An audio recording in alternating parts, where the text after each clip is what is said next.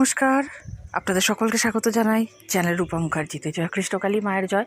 কৃষ্ণকালী মায়ের আশীর্বাদ আমাদের উপর এভাবেই বর্ষিত হোক। কিছু ব্যাপার আছে জানেন, যেগুলি সত্যিই খুব অলৌকিক।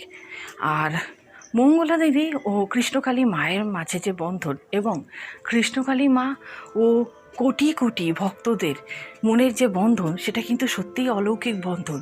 এই বন্ধন কি চোখে দেখতে পাওয়া যায়? চোখে দেখতে পাওয়া যায় না, কিন্তু তার অস্তিত্ব প্রতি মুহূর্তে অনুভব করা যায়। যেমন ধরুন, কয়েক হাজার কিলোমিটার দূরে, সাত সমুদ্র পরপারে, বিদেশে যারা বসে মায়ের নাম নেন, তারাও যে ফল পাচ্ছেন, আবার বর্ধমানের স্থানীয় লোকেরাও যে ফল পাচ্ছেন, সমগ্র পশ্চিমবঙ্গের লোকেরাও সেই ফল পাচ্ছেন, কখনো কখনো দেখা যাচ্ছে সমগ্র ভারতের মানুষও সেই ফল পাচ্ছেন।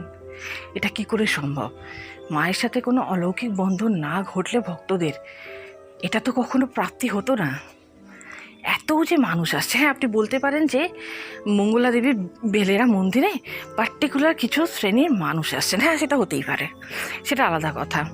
কিন্তু তার মাঝে কখনো আর্মি থেকে, কখনো প্রফেসর, কখনো স্কুল শিক্ষক, কখনো বাংলাদেশ থেকে, কখনো গুজরাট থেকে, কখনো ভারতের বিভিন্ন বিভিন্ন প্রান্ত থেকে, এমনকি কানাডা থেকে যে ভক্তরা আসছেন, তারা কি তাহলে এগুলোকে বানিয়ে নিয়ে আসছেন মঙ্গলা দেবী?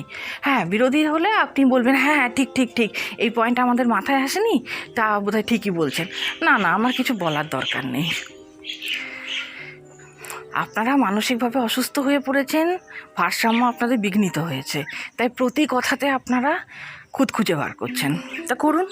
আপনাদের যদি মনে হয় যে আপনাদের পাবলিসিটি পুরোটাই নির্ভর করে আছে মঙ্গলা দেবীর উপরে, তাহলে করুন। আপনারা তো কৃষ্ণকালী মা থেকে হাজার ক্রোশ দূরে চলে গেছেন। আপনাদের তো সমগ্র টার্গেট হয়ে উঠেছে মঙ্গলা দেবী। মা শ্যামসুন্দরীর মন্দিরে কি হলো? ভক্তদের অলৌকিক বন্ধন, হ্যাঁ অবশ্যই আছে, তার সাথে কোটি টাকার সম্পত্তিতে তাদের একটি মন্দির স্থাপিত হলো। এটা কিভাবে সম্ভব হলো? হাজারে হাজারে কাতারে কাতারে মানুষ কেন মা শ্যামসুন্দরী মা দর্শনে যাচ্ছেন? এটা কিভাবে সম্ভব? ওটিও তো একটি বিতর্কিত স্থান, সেখানেও তো পুরোহিতদের কিছু কীর্তিকলাপ আমরা জেনেছি, তারপরেও তো মানুষ যাচ্ছেন। কি বলবেন? পুরোহিতরা কি টাকা পয়সা দিয়ে সবাইকে তুলছেন? না, মানুষের ব্যক্তিগতভাবে যদি ইচ্ছে না হয়, তাহলে কেন তারা মন্দিরে যাবে? কেন তারা সামান্য অন্য লোকের ভিডিও দেখে প্রভাবিত হবে? এটাই আমার বক্তব্য। হ্যাঁ, মানুষ ধর্মভীরু, খুব সহজেই এই প্রসঙ্গে মানুষকে কবজা করে নেওয়া যায়। তা বলে কোটি কোটি মানুষকে এইভাবে কবজায় হচ্ছে? ও আচ্ছা আচ্ছা, বিরোধীদের তত্ত্ব, ওই জাদু করা, তন্ত্রমন্ত্র ক্রিয়া করা, লাল কাপড় জড়ানো, ত্রিশূল, ঠিক আছে, আপনারা আপনাদের মতো বকে যান। আপনাদেরও তো কিছু টপিক লাগে প্রতিদিন ভিডিও বানানোর জন্য, তো ঠিক আছে, পাগলামি করতে থাকুন। মায়ের সাথে মঙ্গলা দেবীর সম্পর্কটা কতটা সুন্দর, এবং ভক্তদের সাথে মায়ের এবং ভক্তদের সাথে মঙ্গলা দেবীর সম্পর্ক কতটা সুন্দর। মঙ্গলা দেবী যখনই সুযোগ পান বাড়ি থেকে লাইভে যান, এবং সেই লাইভগুলো যদি আপনারা শোনেন, আপনারা বুঝতে পারবেন যে তার কিন্তু ধ্যান ধারণা সর্বদাই ঈশ্বরের প্রতি থাকে।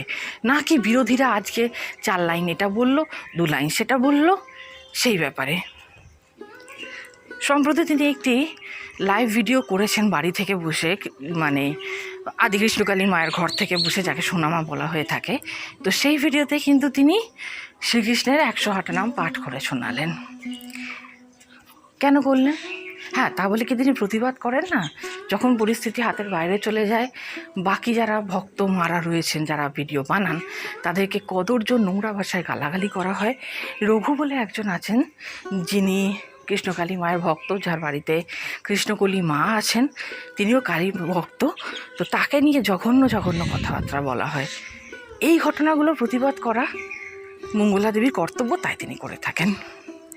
কিন্তু তা বলে সবসময় গালাগাল দিচ্ছি, চিৎকার করছি, গপ গপ করে খাচ্ছি, এবং যখনই সময় পাচ্ছি কালী ঠাকুরের সামনে বসে নিন্দামন্দ করছি, পরচর্চা পরনিন্দায় মগ্ন হয়ে যাচ্ছি, এই কাজ কিন্তু তিনি কখনো করেন না।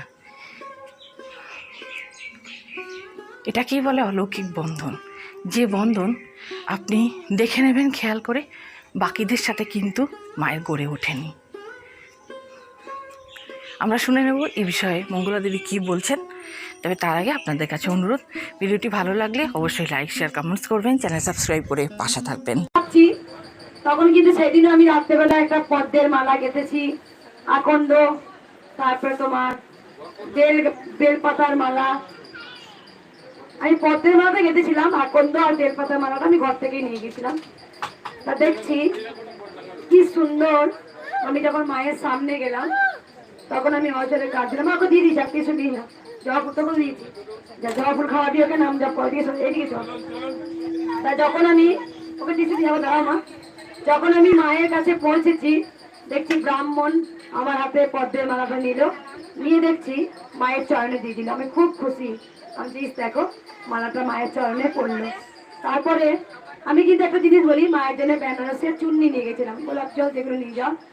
নারকেল তো নিয়ে ঢুকতে দেয়নি, ধূম মোমবাতি নিয়ে ঢুকতে দেয়নি, কিন্তু যা নিয়ম তাই করেছে। আমি অবশ্যই সেইগুলো রীতিমতোই করেছি।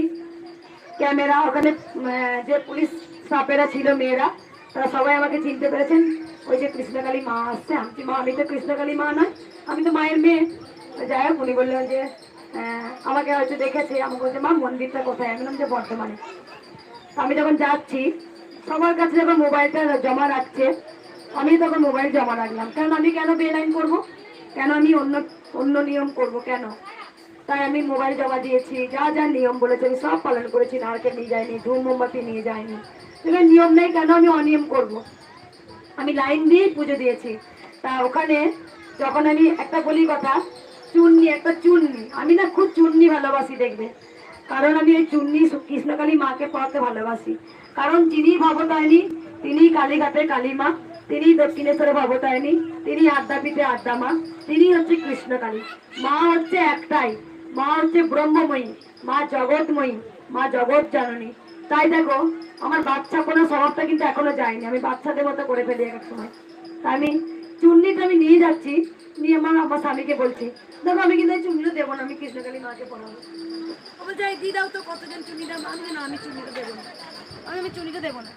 তা সত্যি বলছি, আমি কেন দেবো, আমি ভবতারিণী মাকে দেবো না, তো আমি কৃষ্ণকালী মাকে পড়াবো।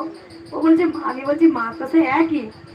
তা দেখো সত্যি বলছি, মা যে আমাকে এত ভালোবাসে, মা যে আমার জীবন, আর আমি যে মায়ের প্রাণ জীবন, সেটা পদে পদে প্রমাণ। আমি একটা ঘটনা বলি, আমি চুন্নিটা নিয়ে গেছি, নিয়ে গিয়ে আমি জানি আপনাদের দেরি হচ্ছে, একটু শুনবেন। চুন্নিটা আমি যে মনে মনে বলেছি আমি দেবো না, চুন্নিটা তুই বেনারসি না, আমি চুন্নি দেবো না, ওই যে মনে মনে একটা ঝগড়া হচ্ছে মা বেটি। তা সত্যি বলছি, আমি আমার কথা অনেক আগে আমার মা না, তাও মোটামুটি 100টার মতো হবে দাঁড়িয়ে আছে, যারা লাইন দিচ্ছে, ওরা পরে এসছে, ওদের একটু দেরি হয়েছে, আমি আগে যাচ্ছি মায়ের কাছে বসবো, মায়ের সাথে কথা বলবো। সব জিনিস ওখানে গেছে, 100 জন বা 90 জন বা 80 জন পর আমার মা আছে, ঠিক আমার কাছে সব নিল। চুন্নিটা এত যে মানুষ ছিল কারো হাতে নয়, আমার মায়ের হাতে ধরিয়ে দিচ্ছে। মানে ওইটাই ব্যাপার, ব্রাহ্মণ কি করে জানবে যেটা আমার মা? আমার মায়ের গায়ে তো লেখা নেই যে আমি কৃষ্ণকালী ছায়ার ওই মঙ্গলার মায়েটা। আমার মা কত, তাও যে বলে প্রথমে পর দ্বিতীয় আছে তাকে দিচ্ছে, কিন্তু অনেকটা পর, মানে 90 জন 80 জন 100 জন পর মায়ের হাতে চুনি। আমি আমার কথা, আমি বসে আছি আটচালার মধ্যে, দিয়ে বসে বসে আমি দেখছি আমার মা বগলে করে চুনিটা আনছে। আমি বলছি আরে আরে ওই চুনিটা না যেটার সঙ্গে মা বেটি ঝগড়া হচ্ছে, আমি তোকে দেবো না, আমি তোকে দেবো না, কিন্তু আমি মাকে পড়াবো, আমি মাকে পড়াবো। আমি কার জন্য কাঁদছি? আমি বলেছি আমার মাকে পড়াবো, আমার মাকে। তাই ভবতারিণী মাও বোঝাচ্ছে আমার মেয়ে সুখী থাকলে আমি সুখী, আমার মেয়ে খুশি হলে আমি খুশি। তাই দেখো চুন্নিটা প্রমাণ, ওই চুন্নিটা আবার ফেরত এসছে যে কোনো অজুহাতে। তাই ভগবান সঙ্গে সঙ্গে কিছু করেন না, ভগবান কারো মাধ্যমে করেন। তাই ভাবছি আমি তখন বাড়ি এসে আমি আতলাতে বসে হাওয়া করে কাঁদছি, বলছি মা তুই আমাকে এত ভালোবাসিস, তুই আবার চুনরি মেরে দিলি আমার মা। তাহলে তো ওই চুনরিটা অন্যজনের হাতেও যেতে পারতো, কিন্তু আমার মায়ের হাতেই দিল। আমার মা বগলে করে পড়ে আছে, আরে চুনরি এখানে। যাই হোক, আমি এইটুকু বলতে চাই, আমি সত্যি বলছি, আমি যখন মাকে পুজো করতে পারিনি, যখন খুব আফসোস হতো না, আমি যখন ব্রাহ্মণ দিয়ে পুজো করাতাম, মা যখন এসছেন আগমন, মা আমাকে বলছে আমি তোর হাতে পুজো নেবো বলে তো এসেছি, তোর হাতেই তো পুজো নেবো। আমি যখন, আমি তো কিছুই জানি না, আমি মন্ত্র জানি না, আমি কোনো নিয়ম জানি না, আমি কোনো বিধি জানি না, আমি তোকে কেমন করে পুজিব, তোকে আমি কেমন করে পুজিব বলে মা, আমি যে মন্ত্র তন্ত্র কিছুই জানি না। মা বলল তোর যেমন ইচ্ছা, তোর হাত দিয়ে যাই দিবি, যেমন ফুল দিবি আমি খুশি। আমি তাই করি, এখনো পর্যন্ত আমি সেই নিয়মে পুজো করি। আমার যেমন ইচ্ছা করে আমি তেমন করে পুজো করি। একদিন সিঁদুর পড়াই, একদিন বলি ও মা আলতা পড়াতে ইচ্ছা করছে না আমার, আজকে ভালো লাগছে না আলতা পড়াতে। দেখো আজকে আমি ওইখানে যাচ্ছি, আলতার শিশে করে কেটে দিয়ে দেখো, বুঝতে পেরেছো? তাই বলছি মা আছে গো, বিন্দুতে বিন্দুতে মা আছে। মা ছিলেন, মা আছেন, মা থাকবেন। তাই দেখো মা এতটাই ভালোবাসে, ঠিক চুন্নিটা আমাকে ফেরত দিয়ে দিল জানো। সেই চুন্নি আমি যত্ন করে রেখে দিয়েছি। যেদিন সোনা মা যাবে, যেদিন আমি যাব, সেদিন সোনা মা আমার সাথে যাবে। সেই চিহ্নি আমার স্মৃতি চিহ্ন হিসেবে রেখে দিয়েছি। কারণ মা তো বলেই দিয়েছে মা আর মেয়ে একসঙ্গে যাবে। আর মা আমাকে ছাড়বে না, আমি মাকে ছাড়া বাঁচবো না। মাও আমাকে ছাড়া বাঁচবে না, আমিও মাকে ছাড়া বাঁচবো না। মা জেনে গেছে। তাই মায়ের সঙ্গে আমার অন্তরঙ্গ টান। মা কেমন, মা কি, আমি সব জানি। জয় মাকে দেখা।